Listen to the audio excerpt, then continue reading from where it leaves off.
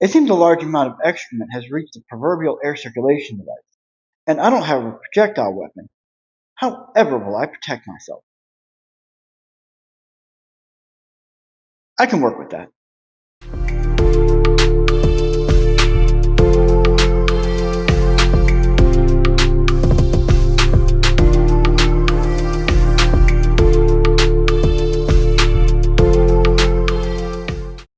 Welcome back, everyone.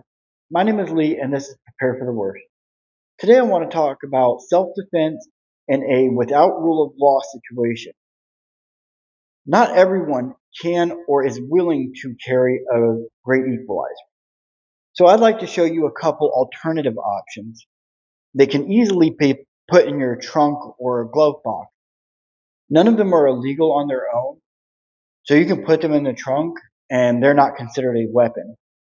But if you put them together the right way, now you have some self-defense. So let's get into it. I want to start by saying this video is not intended to condone or support hurting people in any way. The only time that any of these weapons should be used should be in a without rule of law situation. If you use them while laws are in place, they could get you in a lot of trouble. For example, if you were to assemble a weapon and walk into a riot or a protest, the courts could see that as intent or premeditation. Avoid that situation if possible. If there's a riot going on over there, don't go over there. If there's a protest over there, don't go over there. Find another way around or go sit somewhere and hide for a while. You do not need to walk into that area. Now, without rule of law, that means any situation where things have gotten so bad that law enforcement is unable to enforce the law or the law enforcement no longer exists. Could be anything from a nuclear disaster or mass EMP, World War III. There's any number of situations. But as long as laws are in effect, you should not be using any of these weapons against people. That being said, let's take a look at what we have. Now, there are two things that I think every vehicle should have. One is some form of utility rope or paracord. A good 550 paracord is always the best option. If you can't find good paracord, Home Depot, Lowe's, this works really well. Every vehicle should have a good amount of cordage for any number of situations. Just be tying somebody's shoes or holding up your pants or making an improvised weapon. The other thing is a decent knife, not a gas station Bud K Frost cutlery style cheap, gonna cut your fingers off type knife. I normally check Walmart and their glass case. A lot of times they will have a Gerber or a Kershaw $30, $35, $40 knife down on clearance for $12 or $13. Each of these were about $12 to $13. These are both Gerber, good quality, very sharp, strong, sturdy.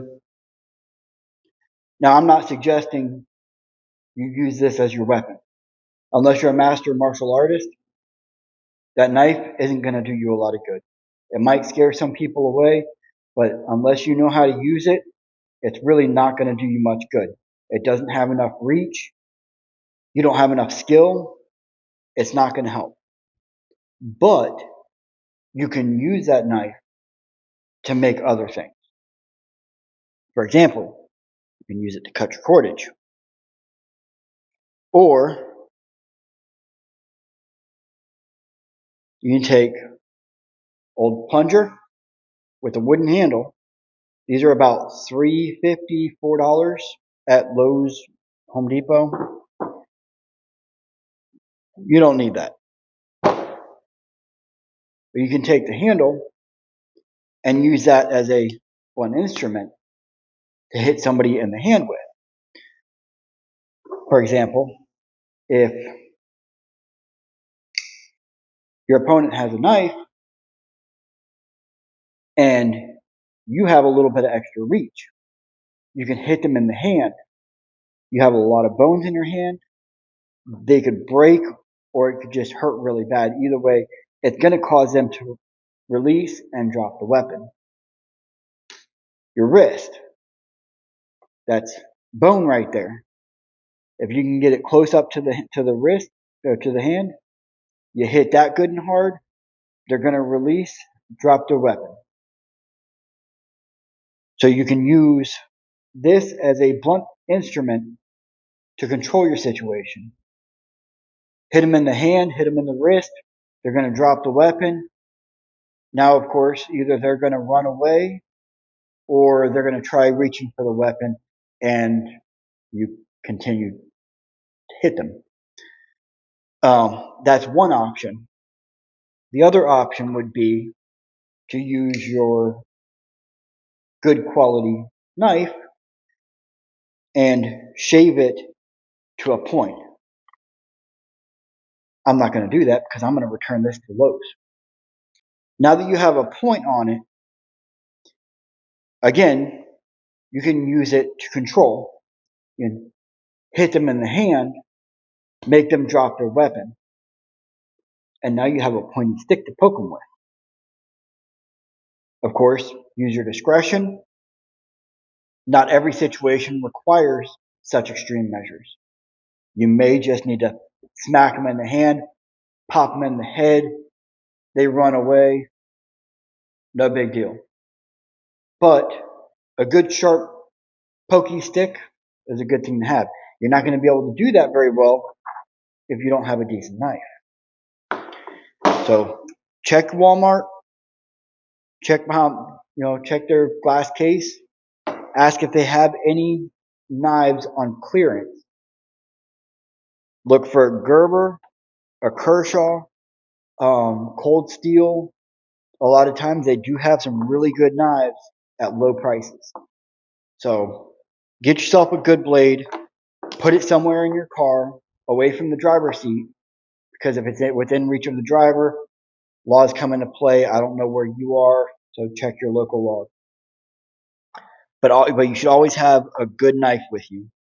If you can't have a knife, just get a retractable razor blade, something that you can use to carve your sticks. You need a blade with you. Now, I'm sure everybody knows the idea of putting a lock on a rope and smacking people with it. It's one option. Tie an end,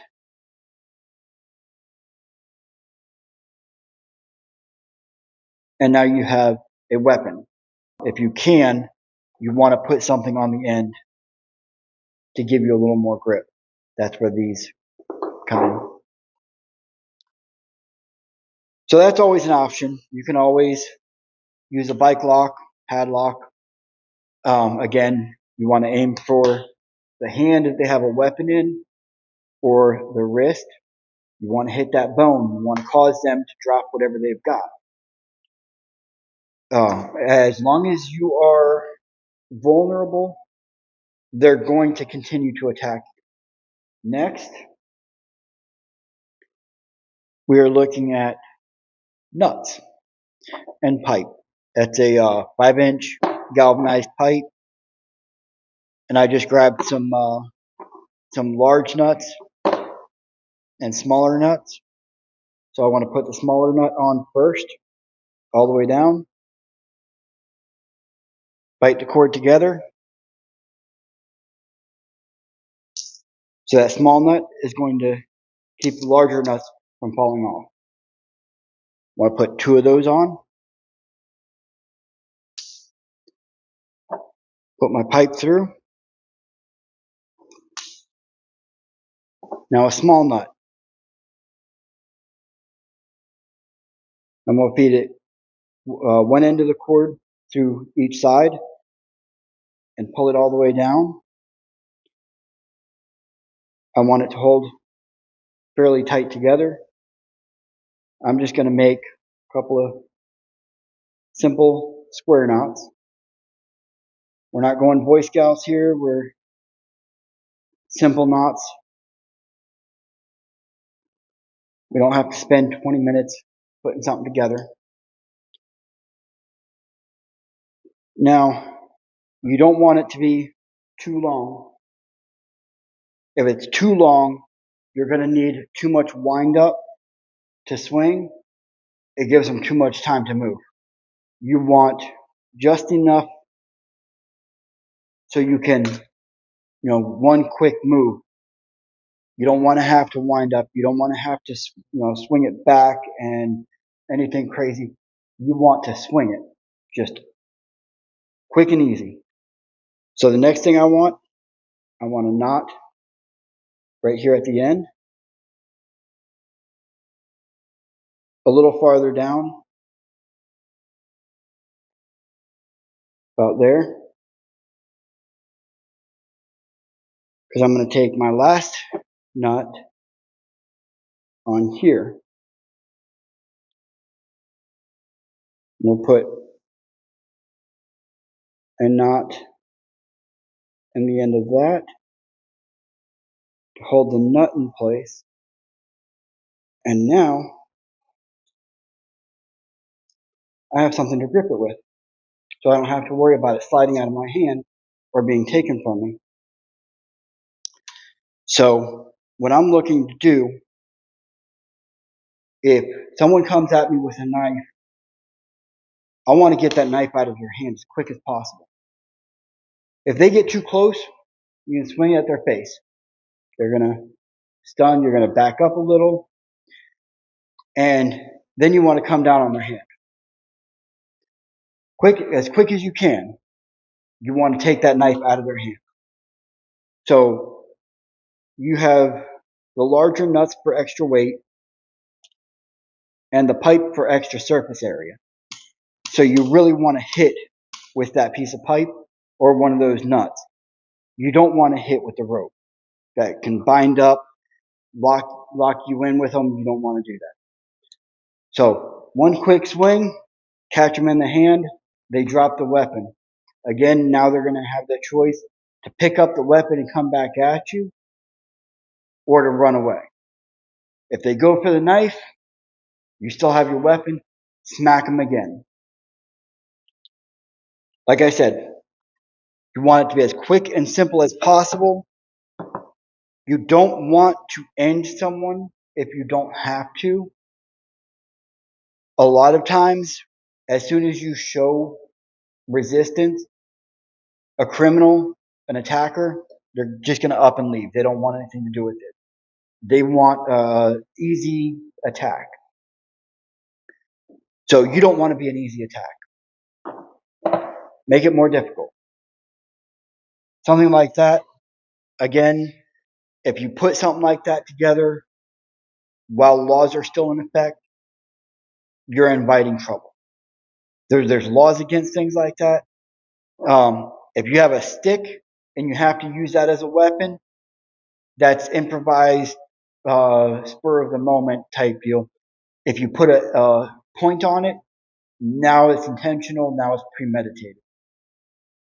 So, like I said, don't do something like that unless, worst case scenario, without rule of law.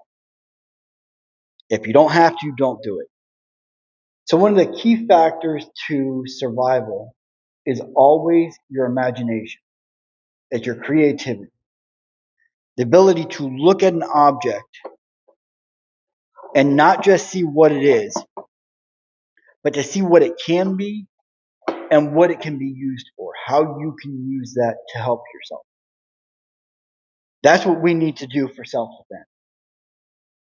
You have a plunger, you have a stick, you pick up a stick off the side of the road, does the same thing. You're not always going to have that option, so keeping something in your trunk with you is a better idea. Of course, rope, you always got to have rope with you. Just throw a couple extra little things in there. If you don't want to go this far, throw a lock in there. You smack somebody with something like that, it's going to do some damage. All those little bones in their hand, going to destroy them. They're not going to be able to hold a knife anymore. That's the kind of things you want to look at. Again, you always want to have a knife in your car, a good quality knife. It doesn't have to be a Benchmade. It doesn't have to be a Spyderco or anything crazy. But it should be a decent quality, a Gerber or a Kershaw or something like that. Again, please do not use these ideas in any other situation except worst case scenario without rule of law. I hope these ideas help, and I truly hope you never have to use them. Thank you everyone for watching, and have a good day.